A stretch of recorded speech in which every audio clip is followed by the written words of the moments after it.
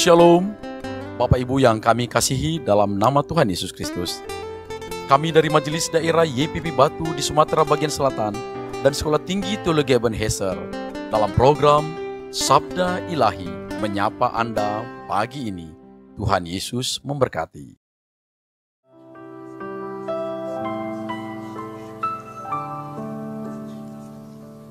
Ku datang Tuhan dalam hadirat-Mu,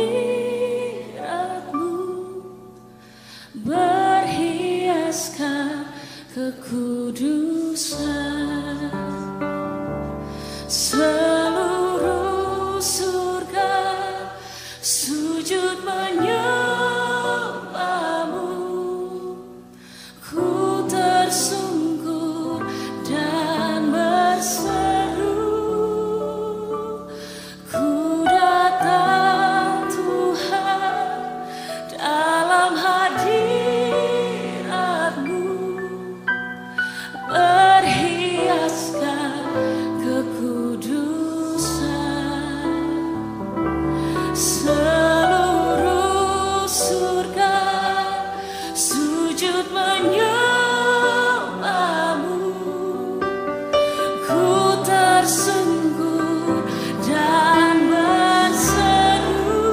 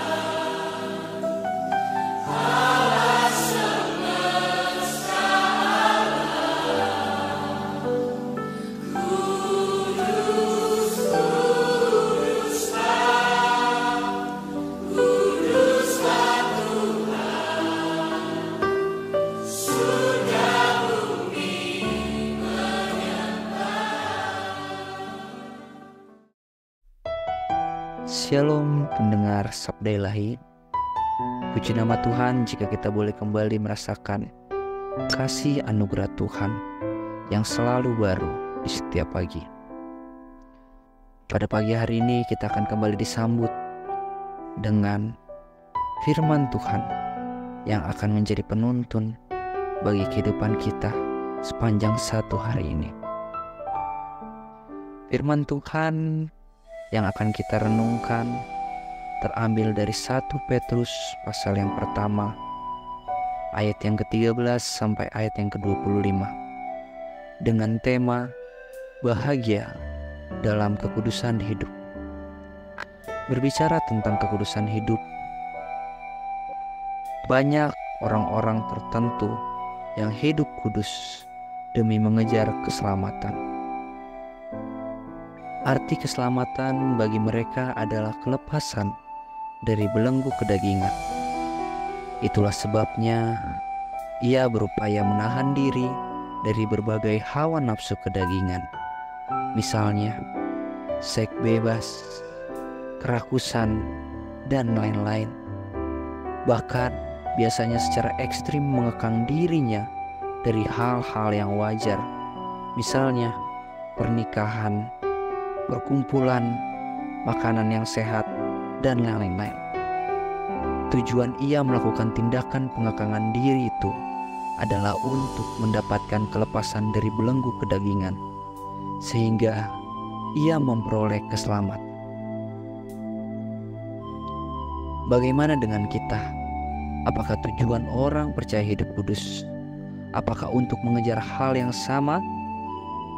Orang percaya hidup kudus bukan untuk mendapatkan keselamatan, karena keselamatan adalah anugerah yang Tuhan berikan, di mana Tuhan memberikan keselamatan kepada setiap orang yang percaya kepadanya.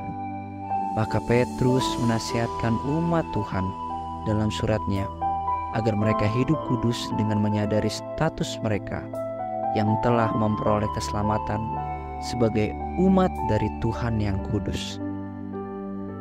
Umat Tuhan hidup kudus karena mereka telah ditebus dari cara hidup masa lampau yang sia-sia, yaitu hidup penyembahan berhala sebagaimana nenek moyang mereka melakukannya dahulu. Mereka sadar harga tebusan itu melampaui nilai perak atau emas, yaitu darah anak domba Allah, Yesus Kristus sendiri. Tuhan menyelamatkan umatnya dari belenggu kedagingan dan hidup penuh kesia-siaan yang hanya akan membawa mereka kepada kebinasaan. Jadi, tujuan orang percaya hidup kudus karena ia tidak mau menyia-nyiakan penebusan Kristus yang sudah dianugerahkan kepadanya. Kita sudah dibebaskan dari belenggu perbudakan dosa. Mengapa sekarang kita mau menyerahkan diri kita lagi kepada perhambaan dosa itu? Kalau kita masih hidup sembarangan dalam dosa, maka sama saja dengan kita menghina dan menyangkali karya Kristus di kayu salib. Hidup kudus bukan pilihan bagi orang percaya.